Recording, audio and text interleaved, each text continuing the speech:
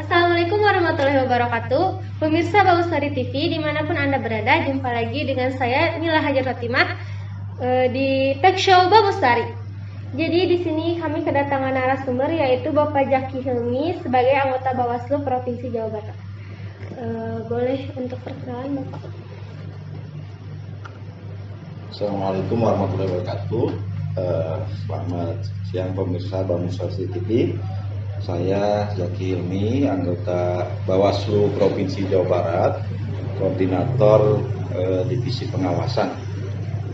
Mungkin itu yang bisa saya sampaikan. Oke. Bapak, di sini kami ada pertanyaan-pertanyaan untuk Bapak.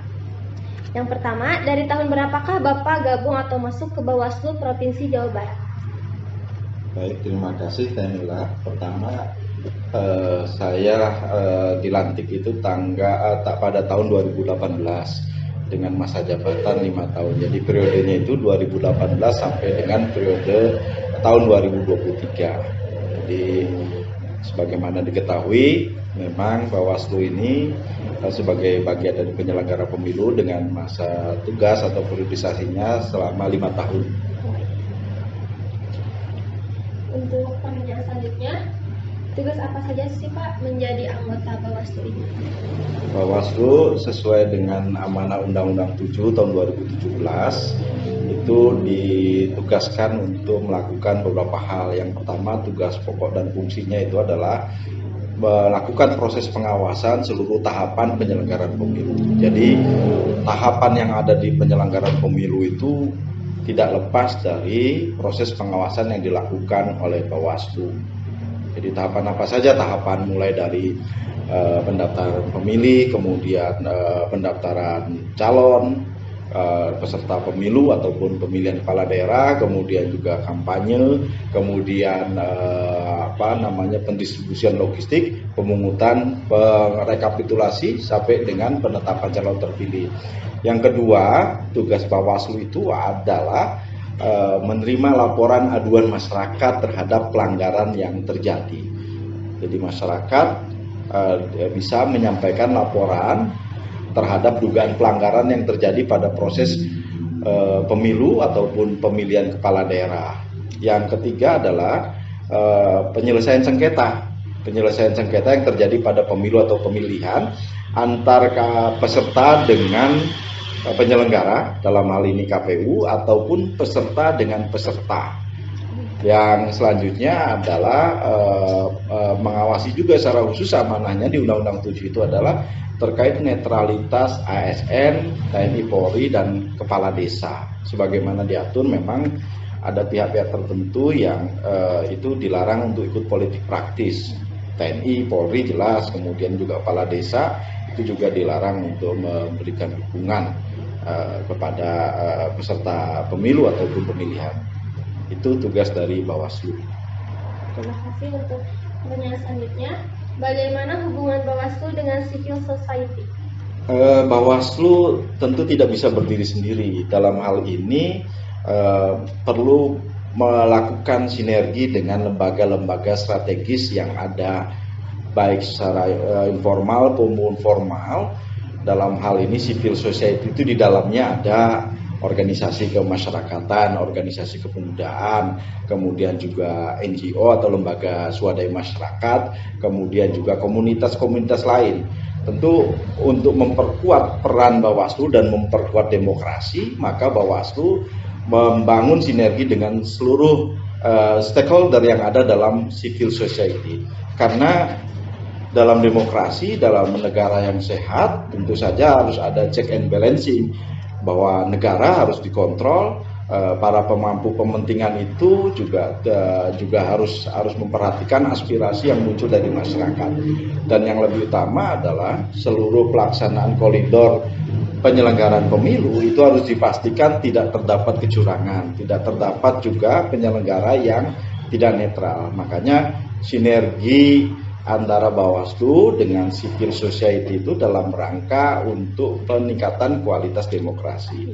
Karena melalui civil society ini Bawaslu bisa mendapatkan masukan, saran maupun kritik bagaimana kemudian pemilu atau pemilihan ini berjalan secara baik sesuai peraturan perundang-undangan. Untuk pertanyaan selanjutnya, bagaimana dengan pemilu yang akan datang di tahun 2024? Terkait pemilu yang akan datang ini, sebagaimana kita ketahui di Senayan memang kemarin sudah sempat terjadi pembahasan perubahan undang-undang pemilu yang akan datang. Ini juga merupakan amanah dari putusan Mahkamah Konstitusi nomor 55 ya tahun 2019, yang dimana di situ hasil judicial review dinyatakan bahwa ada 6 item yang pada intinya adalah bagaimana kemudian menggabungkan seluruh tahapan pemilu dan pemilihan dalam satu waktu. Jadi kalau selama ini proses demokrasi dan pemilu dan pemilihan antara pemilu legislatif, pilpres, kemudian DPR RI, DPD RI itu kan terpisah dengan pemilihan kepala daerah. Nah, hasil judicial review di Mahkamah Konstitusi itu diamanahkan agar dijadikan satu kesatuan. Nah, beberapa opsi sudah muncul dari draft undang-undang yang ada, bahwa nanti akan diadakan serentak tetapi tidak dalam satu termin, tapi dalam satu tahun, yakni di 2024. Apakah dimulai dari pemilihan legislatif, kemudian pemilihan kepala daerah. Jadi bicara keserentakan pemilu itu kan banyak aspek. Salah satu aspek yang diuntungkan adalah soal diharapkan ada efisiensi anggaran. Yang kedua adalah keserentakan masa jabatan kepala daerah di seluruh Indonesia. Dengan keserentakan ini diharapkan ada kestabilan dari sisi kepemimpinan di setiap daerah, yang nanti antara kebijakan kepemimpinan pusat dengan daerah itu tersambung, terkoneksi dalam satu priorisasi yang sama. Oke, langsung ke pertanyaan selanjutnya. Selama pandemi seperti ini, tugas apa saja yang dilakukan Bawaslu ini? Bawaslu tentu bagian dari lembaga negara. Pertama, tetap melakukan fungsi-fungsi tugas yang diamanahkan Undang-Undang 7 tahun 2017 sesuai dengan peraturan perundang-undangan. Ketika ada kebijakan PPKM seperti sekarang ini, dan di situ sudah ada garis besar bahwa seluruh instansi pemerintahan termasuk Bawaslu sudah ada surat wasiatnya untuk melakukan kegiatan, tetapi dalam kondisi WFH 100%. Namun dengan kondisi COVID-19 ini, kita melakukan kreativitas bentuk aktivitasnya yang tadinya WFO, work from office, kemudian menjadi WFH. Seperti pengawasan tetap dilakukan karena ada tahapan di luar pemilu dan pemilihan yang tetap berlangsung. Seperti apa penyusunan daftar pemilih berkelanjutan. Nah, ini juga kita awasi tentu melalui itu. Terus yang kedua, kita juga melakukan edukasi demokrasi, terutama dengan stakeholder dalam upaya peningkatan sinerginya, hubungan lembaganya juga dalam upaya ke masyarakat itu adalah peningkatan kapasitas literasi dari masyarakat agar lebih baik memahami tentang demokrasi. Selain itu juga kami sampaikan bahwa saya terima kasih pada Bamuswari TV saat ini, karena sebetulnya saya sudah lama sejak tahun 2013 berhubungan dengan Bamuswari, dengan Pak Ketua terutama Abah itu kan, relasinya baik, dan kita juga berharap besar Bamuswari ini merupakan bagian dari elemen strategis untuk mendorong kualitas demokrasi Indonesia. Lebih pada kualitas, karena bicara demokrasi prosedural sebetulnya sejak zaman Orde Baru sudah ada prosedur demokrasi, tetapi apakah itu ideal atau tidak? Dan saya lihat Bamuswari ini kan memiliki visi yang kuat di situ, pemberdayaan civil society, kemudian juga soal advokasi hukumnya, dan lain hal yang saya pikir ini memang strategis bagi peningkatan civil society. Untuk pertanyaan selanjutnya, harapan kedepannya untuk Bawaslu itu seperti apa? Ya, saya pikir pertama kita tidak bisa berpuas diri dengan capaian perjalanan demokrasi yang ada. Maka untuk pemilu yang datang 2024 ataupun perhelatan demokrasi yang akan datang itu juga harus lebih baik dari dengan tolak ukur. Ya tentu partisipasi pemilih harus lebih banyak, karena semakin banyak partisipasi pemilih sebetulnya juga berkaitan dengan legitimasi pemilu atau pemilihan. Terus yang kedua, dengan partisipasi pemilih ini tentu ada ruang kedaulatan rakyat berbicara dalam hal menentukan pilihannya. Diharapkan masyarakat lebih selektif tentu dalam menentukan pemimpin itu berdasarkan pada kualifikasi yang ideal dari sisi pendidikan, dari sisi integritas calon pemimpin, sehingga tidak lagi ke depan calon pemimpin yang tidak berintegritas ketika menjabat kemudian menjadi koruptor gitu kan sebagainya. Jadi betul-betul orang yang memang memiliki kapasitas, kapabilitas dan integritas. Yang selanjutnya juga saya pikir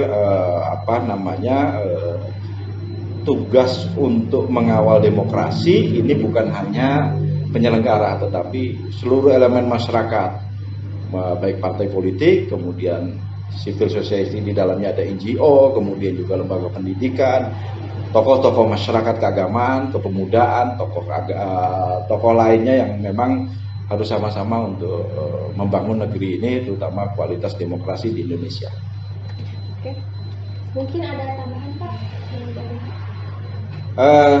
Saya pikir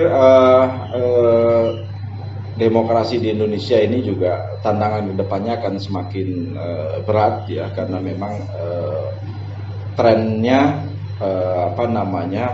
daya kritis masyarakat semakin tinggi, tetapi pada sisi lain literasi masyarakat tentang demokrasi ini belum begitu kuat. Baru pada sebatas bahwa kritis bahwa masyarakat memiliki hak bersuara, menyatakan pendapat, tetapi sisi lain ada koridor tentang bagaimana menyampaikan suara tidak melanggar peraturan perundang-undangan, itu juga penting diberikan pemahaman, sehingga pemilu yang akan datang atau demokrasi yang akan datang ini tidak ditemui lagi ujaran kebencian, hate speech ya, seperti pemilu 2019, kemudian adanya hoax, penggunaan media sosial yang sedemikian masif, tidak didukung oleh pemahaman yang baik, sehingga terjadi pelanggaran. Yang selanjutnya juga bagaimana kemudian satu sisi kebebasan demokrasi, pada sisi lain juga membangun harmonisasi antar masyarakat. Kebebasan tanpa ditopang oleh pemahaman literasi yang baik juga akan menimbulkan konflik, karena para pihak semata ingin menyampaikan pandangannya satu sisi, pada sisi lain kurang begitu mengapresiasi, menghargai entitas masyarakat lain. Kita berharap ke depan bisa lebih ideal. Oke, terima kasih kepada Bapak Jakil ini sebagai anggota Bawaslu Provinsi Jawa Barat. Sekian talk show Bang Mustari kali ini. Kita akan kembali di talk show Bang Mustari berikutnya. Saya Mila Hajar Rotimah beserta seluruh kru kerabat kerja undur pamit. Billahi taufiq wal hidayah. Wassalamualaikum warahmatullahi wabarakatuh. Waalaikumsalam.